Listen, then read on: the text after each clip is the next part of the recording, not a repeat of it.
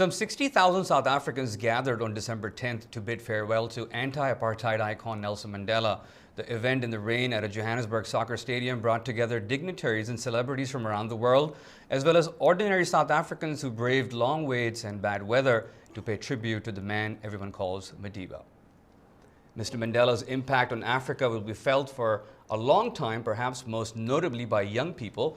And I'm joined today by Jackson Ungavi, co-host of Upfront, a fast-paced radio variety show for young Africans. Thank you so much for joining me. You're welcome. Thank you. What do you think Nelson Mandela meant for the young people of Africa? Well, Nelson Mandela represented a spirit of resilience for many young Africans, not just South Africans. And he continues to be that symbol of a person who persevered under insurmountable circumstances. You remember he had to face a regime that was not holding back in terms of its power and its ability to crush the anti-apartheid activists like Nelson Mandela. So young people in these very challenging times right now on the continent, all over the continent, look at Mandela as a source of inspiration in many ways. In your program Upfront, you and your co-host, what kind of reactions are you guys getting? Well, there's a sadness, really, that he has passed, but we saw this coming. But also, if you look at some of the imagery and some of the people that we've spoken to on the show, there's a celebration. Celebration that we were alive, really, frankly, as you know, we lived, inhabited the planet at the same time as a very great individual. You know, there are very few Mandelas that will live during our lifetime, and he's one in a million. And so they're very happy that they were around, they were able to see what he did. And they're also happy that some of the achievements that he fought for, they're enjoying some of those achievements right now. It's a much more, there's less, even though there's high unemployment, but you can see that there's an opportunity for them, you know, for social migration in terms of, you know, getting jobs, having education, having some money in their pockets and things of that nature, things that Nelson Mandela fought for.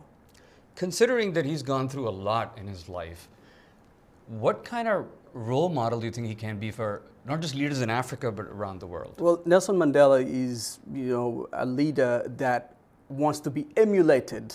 And I say wants to be emulated because there's so many leaders across the African continent who want to attach their name to him and his accomplishments.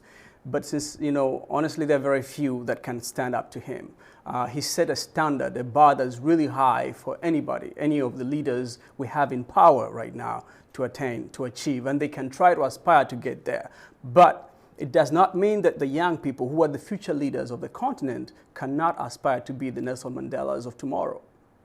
You know, I've always wanted to meet the guy. I couldn't. What about you? Did you get a chance to meet him? I never got a chance to meet him. I would have loved to meet, you know, Madiba, but I feel like many other people that we kind of, you know, met him somehow. You know, he was part of our lives in many ways, whether through pop culture, whether through his struggles, through, you know, TV, through movies, the songs, the music. We, you know, on the show today, we played music that had that was about Nelson Mandela. So you could fill a whole album, pop culture album, with Nelson Mandela.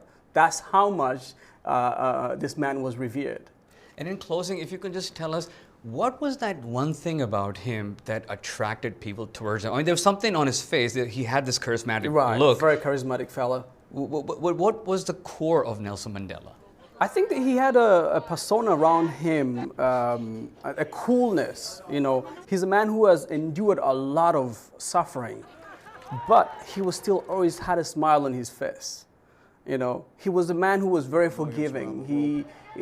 When we watched the memorial ceremony, some of the people that were part of the process of putting him in so much trouble that he went were part of the memorial process. You know, procession, and that speaks to the character of a man who is very willing to forgive and look past everything that has been done to him, because he understood the struggle in its larger context, that the struggle was much bigger than Mandela. He had a very fatherly quality to him too, you know, that's why they called him Tata, or Madiba, or others called him Madiba, you know, teacher. But Mandela will always be remembered. He's one in a lifetime type of figure that, and we're so happy to have lived in the same time with him. And on that note, Jackson, thank you so much for joining me. Thank you. Jackson Mugani, host of a very popular Upfront program on VOA. Thank you.